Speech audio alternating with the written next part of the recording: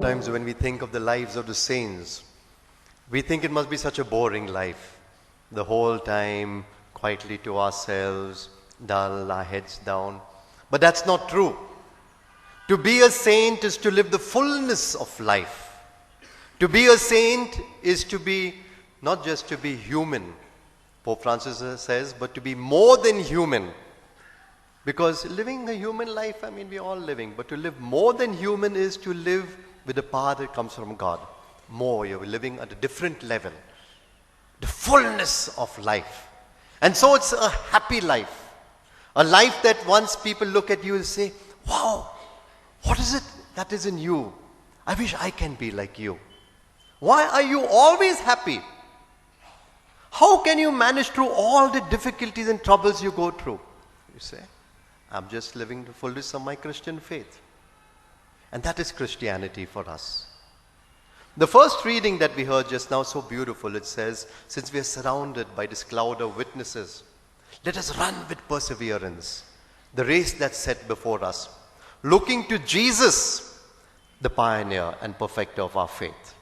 So, first of all, we're surrounded by this cloud of witnesses. When we are living our Christian life, we are not living it on our own strength alone. Just imagine you're on this huge stadium, some stadium in Nasik, a huge one. All the grandstands, and you can see Abraham and Isaac and St. Francis of Assisi, Don Bosco, whose feast was yesterday, a wonderful saint, Ignatius of Loyola, all these great saints, and they're all there cheering you. Come on, Tommy, come on, Johnny, come on, Susie, come on, Ashok, and whoever you are. Come on, keep running the race, and they're cheering and they're praying for you and they're encouraging you. And in those grandstands, Pope Francis tells us, we have our mummies and daddies have gone ahead, our grandparents who lived ordinary lives in an extraordinary way, saintly lives.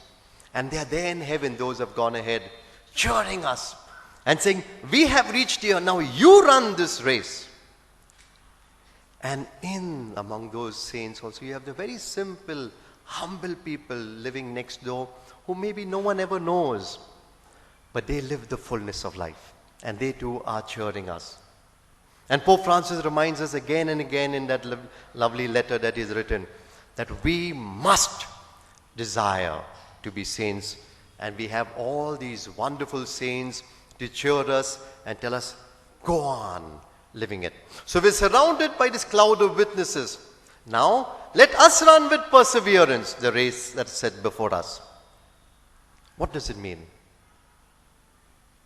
Do you decide at some time in your life that I want to become a saint? Do you get a new vocation to become a saint? No. The day of your baptism was a day it was decided that you would live a saintly life. The day of your baptism. Already the moment you were baptized, you were immersed into the waters and you came out. Now your journey to live a saint. Unfortunately, I said, sometimes we have lived mediocre lives. Now, how is everything? Nice. Nice is no. Christianity is not to live, a good life. No, you're called to live the best possible life. The fullness of life. And that's what you're called to be. So, from the day of your baptism, but you say, saint, my God, I can never be like that saint. Unfortunately, very often the lives of the saints that have been portrayed before us, we have shown only the good part of their lives. We don't have time to give you, but when you see the lives of the saints, all the saints that we glorify, we also know their struggles to live the good life. And we must realize it wasn't easy for them. Even they had their difficulties and struggles even to be saints. But they didn't live on their own strength. I said, they live through the strength of God. So don't just get, the saints are our models, of course, but realize that they too struggled. And they carried on living the wonderful lives that they lived because, not me, Lord. It is you who have done it.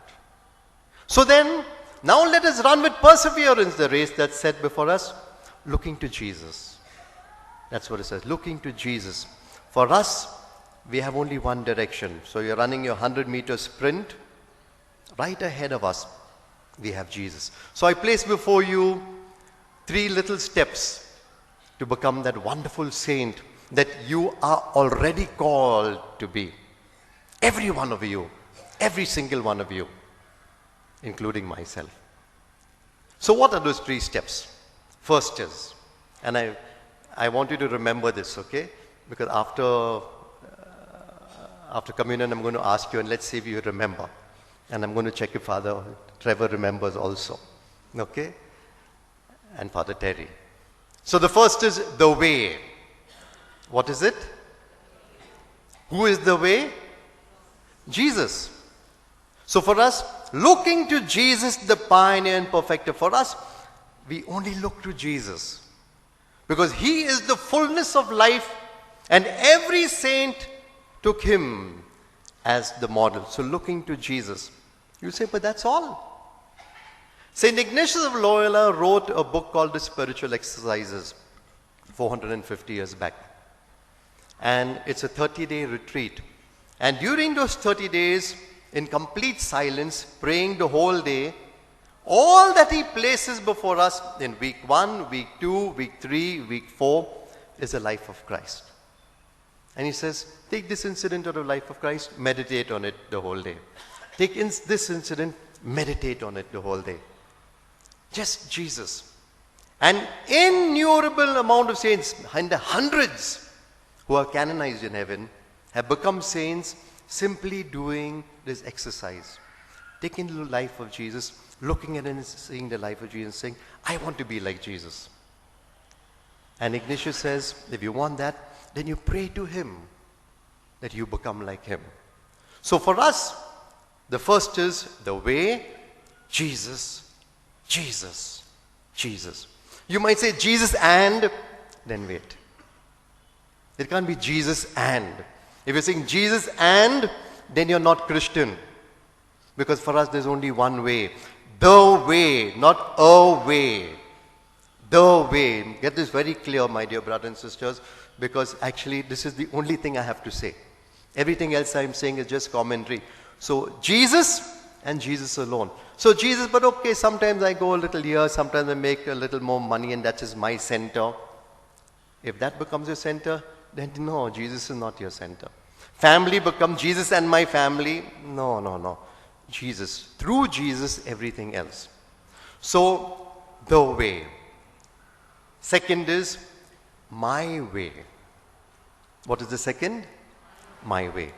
So now Jesus is living the fullness of life, a billion, like he's a multifaceted diamond. Billion sides of a diamond. And all of us can't live it. Because Jesus is just the fullness. But we can live one aspect of that fullness of the life of Christ. And that is my way, which Jesus calls us. So each one of us, 1.3 billion Christians upon the earth, each called to live their own way. My way is not your way, and your way is not his way. His way is not her way. You find your way. And how do you know your way? What do you like to do? What is it that fills you with joy? What is it for which you live for?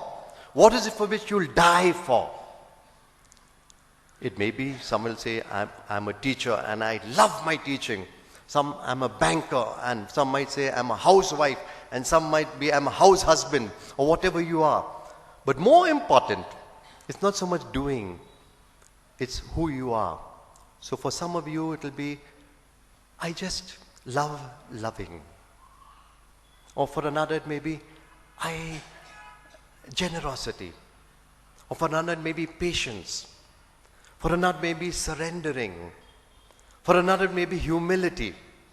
You're getting what I'm saying? Each one of us have our special quality written in our hearts. And you don't have to search for it. You know it because it's you. It's something that fills you with joy. They said, something for which you live and something for which you'll die, something which comes naturally to you, but I'm not saying it's easy. It may be difficult, but you love it. And that's why I said you might be ready to die for it also. That is your way of following Jesus. You say, Jesus, this is you. And if your call is humility, you will always see Jesus as the humble Jesus. If your quality is loving, you'll always see Jesus as the one who went out loving people. You're getting the point? So first is the way. The second is my way. Find, and you must find your way. You know it, but until you bring it out to the full, realize it to the full, you won't live it out. And the third is the little way. What is the little way? There was a girl, very young girl, and she wanted to become a saint. But she was very simple, very, very sickly. In fact, finally she died at the age of 23. And her whole life, most of it was in bed. But she said, I want to become a saint. And then she realized, I can't be like these great saints, Francis Xavier, who went and did so much good here, and Francis of Assisi here, and Dominic Savio, and Don Bosco. I can't be like them. And then she said, I will become a saint living the little way. And what is it? Whatever I do, I will do with much love. That is her way. And she became a saint. Saint Teresa of the child Jesus, infant Jesus. So whatever you do it with much love. So, 3 steps. First is the way. So only Jesus, your focus has to be very clear. Second is my way of being Jesus. Some it will be humility. I say some it will be patience. Some it will be peace. Some it will be love. Whatever is your way. And the third is little way. Let me end with a little story. Pope Francis gives it to us. I'm putting it in our own little context. So the masala is mine, the essence is his. There's a lady who's coming back from work, and the boss was really made her work very hard. It's very late, and she's really tired. And she's coming back from work, and as she's coming home, she first has to go to the bazaar to buy all food stuff to make food. She's really tired, and she's carrying those 2 heavy bags after a whole day's work. And as she's walking through the market, she sees her friends in the corner. And some of them, Tommy, James, and Susie, Candy, all of them. And they're all there, and they know, they're sitting down and having a cup of chai. And she knows they like to stand there and gossip, And she's so tempted, let's hear what's the latest happening in the village. And she said, no, I'll go home. So she goes home, and at the entrance of the building, the watchman is there, and she says, Ramu, how are you? And how's your son? You told me he had a fever. She knows Ramu by name. She knows her son, who's in the Gao, has a fever. Concern. And Ramu's so happy she's concerned. She comes home, and when she comes home, her daughter opens the door and says, Mommy, I have something to tell you. And here she's tired. She's just waiting to cook food and go to sleep. And she wants to tell her, tomorrow is Saturday. Let's talk about it after breakfast. But looking at her daughter, she can see her daughter just wants to share right now. So she says, yeah, come. And she takes her into the hall, and she sits on her daughter for 45 minutes to an hour. She just shares out something that has been going on within her. And then, of course, she cooks the meal. And after that, she sits there, goes into the corner when the family is all asleep, takes out her rosary, sits down and says, Mother Mary, my daughter just shared with me that she wants to become a doctor. Wonderful. But where am I going to get the money? Where am I going to get the money? You help me. And she says the rosary and goes to sleep. What you see is a simple life lived extraordinarily. 4 opportunities where she could have lost. Her friends gossiping. Okay, everybody gossips. No.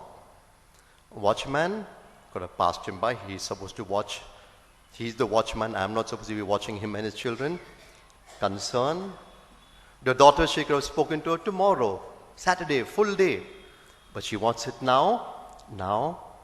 And 4th, finally, I can't manage. Mother Mary, take it to Jesus the only way. Take it to him. You see? So simple to become a saint. And so, my dear brothers and sisters, let's see if we remember. First of all, the way. Second, third, you're all on your way to heaven to become saints.